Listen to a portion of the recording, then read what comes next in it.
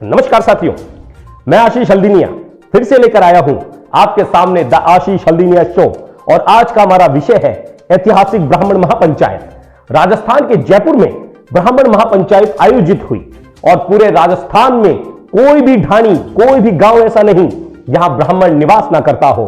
और कल एक भी ब्राह्मण नहीं छूटा जो ब्राह्मण महापंचायत में भाग लेने के लिए अपने खर्चे से जयपुर ना आया हो।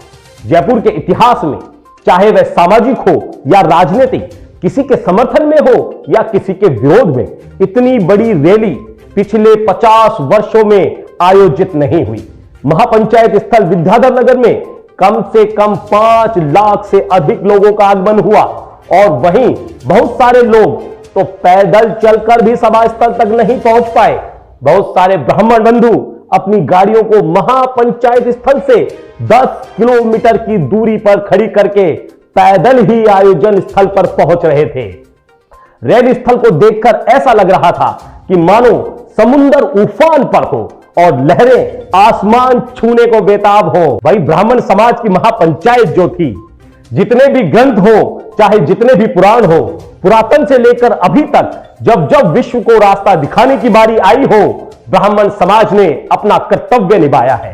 ब्राह्मण नेताओं ने फिर से एक बार ब्राह्मण समाज के उत्थान के लिए, विश्व के कल्याण के लिए, भारत के विकास के लिए ब्राह्मण समाज ने महापंचायत आयोजित। इस महापंचायत में देश के कोने कोने से आए हुए अतिथि सम्मिलित हुए, बड़े बड़े धर्मगुरु सम्मिलित हुए, महामंडलेश्वरों का आगमन हुआ, हवन, मंत्रोच्चारण और शंख की जय घोष के साथ महापंचायत का शुभ आरंभ हुआ और भगवान चिरंजीवी परशुराम की आराधना के साथ राजस्थान के ब्राह्मण समाज की महापंचायत शुरू हुई।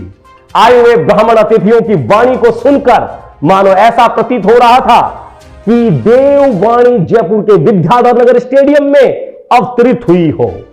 जहां ब्राह्मण समाज का महापंचायत करने का उद्देश्य विश्व कल्याण, विश्व की शांति, भारत की उन्नति, ब्राह्मण युवाओं को सही दिशा देना और उनकी समस्याओं का समाधान करना, उनकी समस्याओं को समझना था।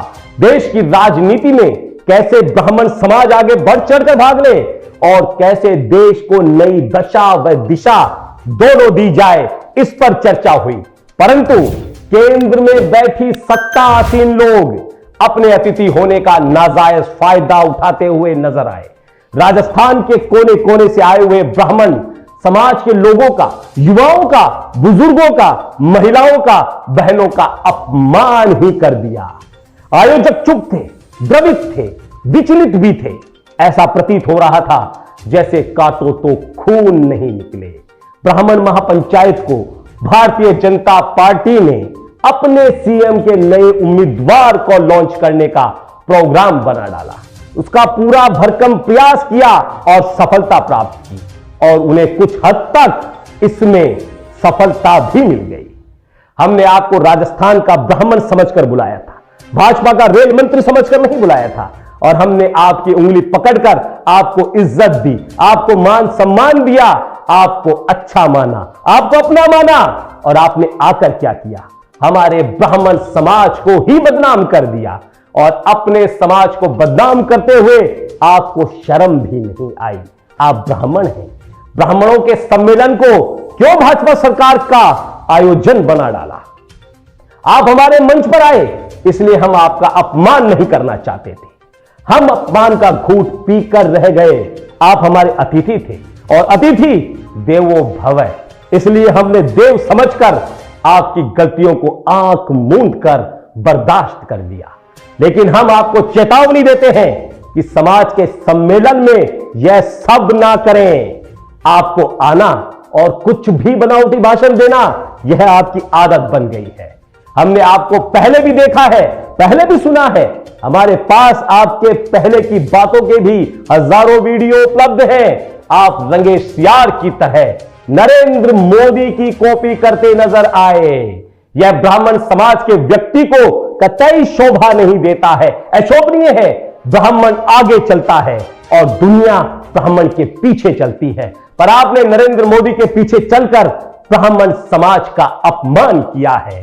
ब्राह्मण समाज की ऐतिहासिक महापंचायत लूट ले गई भाजपा। जय हिंद।